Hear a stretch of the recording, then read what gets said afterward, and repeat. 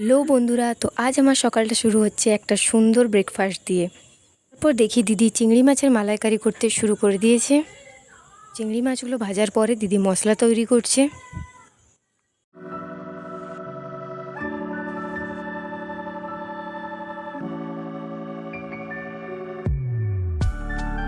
তারপর আমি গৌরী আর রূপমের সাথে একটু ভেগ করছিলাম। তারপর মা বেগুন পটল ভাজতে শুরু করে দিয়েছে। এদিকে দিদা মাছ ভাজছে। ফাইনালি সব রান্না শেষ হওয়ার পর খাবার সাজানো হলো। খাওয়া দাওয়ার পর রেডি হচ্ছিলাম দিদির সাথে কথা বলতে বলতে রিহার্সালে যাওয়ার জন্য। তো আমি রেডি হতে শুরু করে দিয়েছি। ফাইনালি রেডি হওয়ার পর চললাম রিহার্সালের জন্য। আজকের ওয়েদারটাও খুব সুন্দর রয়েছে বন্ধুরা। আমাদের রিহার্সাল স্টার্ট হয়ে গেছে। আজকের ভিডিওটা এইটুকুই। পরের ভিডিওতে আবার তোমাদের সাথে দেখা হবে বন্ধুরা। বাই।